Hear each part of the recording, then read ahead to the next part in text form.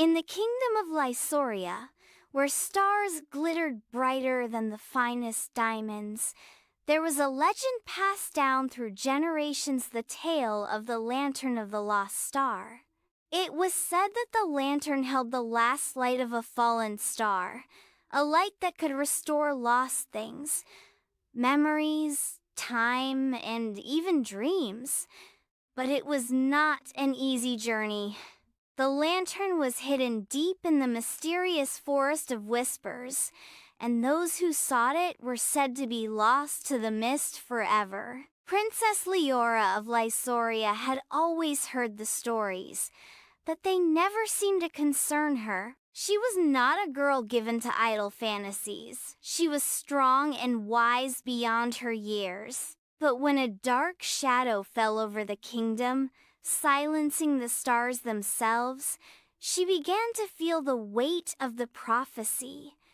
It began subtly. The sky grew dim, and the stars whispered no more. The rivers that once hummed with life were now still, and the winds no longer carried messages. The silence spread like a disease, wrapping its tendrils around the heart of the kingdom. The people grew anxious, and fear began to spread. The once vibrant land of Lysoria was falling into despair. Then came the dream. "You must find the lantern, princess," the voice came, echoing in her sleep. "Only the light of the last star can restore what was lost." When Leora woke, she knew what she had to do. The silence had taken root, and it was her duty to find the light to bring back hope to her kingdom. But there was a catch: she could not go alone. Alara, a curious and quiet girl from the village, had long been fascinated by the lantern's story. Alara was not a princess, nor a warrior, but she had an extraordinary gift.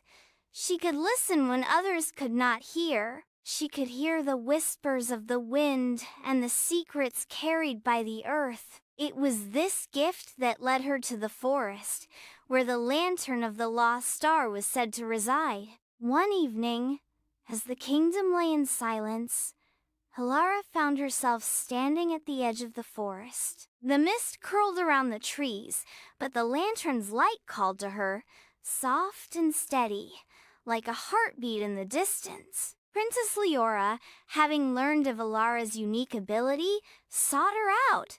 Together, they ventured into the forest, guided by the flickering glow of the lantern. The deeper they walked, the more the forest seemed to come alive. The trees bent to let them pass, and the winds whispered songs of ancient times. Alara's gift guided them through the twisting paths, but even she could feel the presence of the shadow that had overtaken the land. The deeper they went, the quieter it became, until only the soft glow of the lantern and the beat of their hearts were left.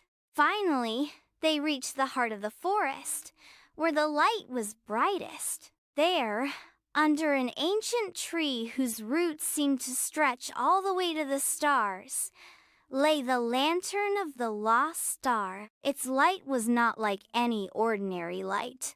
It was soft, like moonlight, yet it burned with the intensity of 1,000 suns. Leora stepped forward, but Alara stopped her. "Remember," Alara said softly, "this lantern does not restore the past.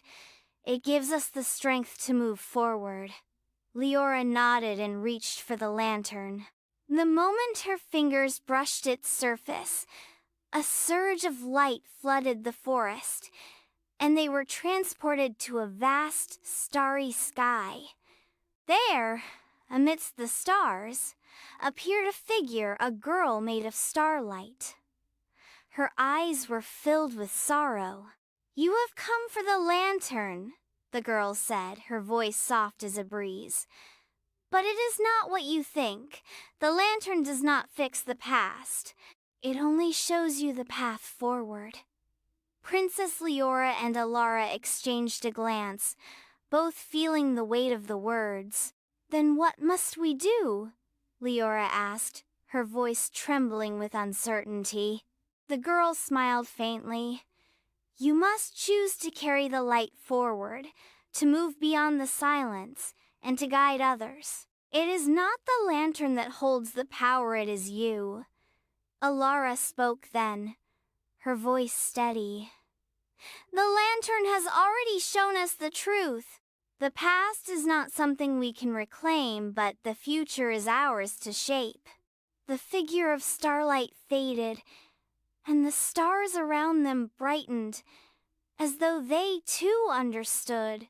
When the light dimmed and the world shifted back to the forest, Leora and Alara stood with the lantern in their hands, ready to return to Lysoria. When they returned to the castle, the people of Lysoria were waiting. They had heard the song of the lantern's return carried by the wind, and their hearts were filled with hope. But Leora held up the lantern, and Alara stepped forward. "The lantern is not a cure," Alara said, her voice carrying the wisdom of their journey. "It does not undo the past, nor does it change what is lost, but it helps us carry the light of those memories and guide us to brighter days." Leora raised the lantern high. Its light shimmered, and the stars above seemed to blink in response. "The darkness has no hold over us," she declared. "We will move forward, and together we will bring light to our kingdom once again."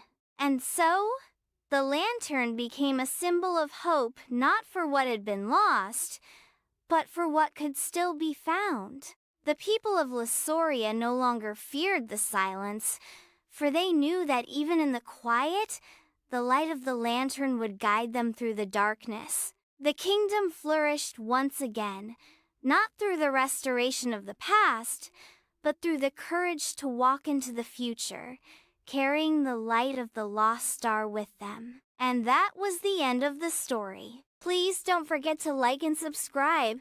See you later. Bye-bye.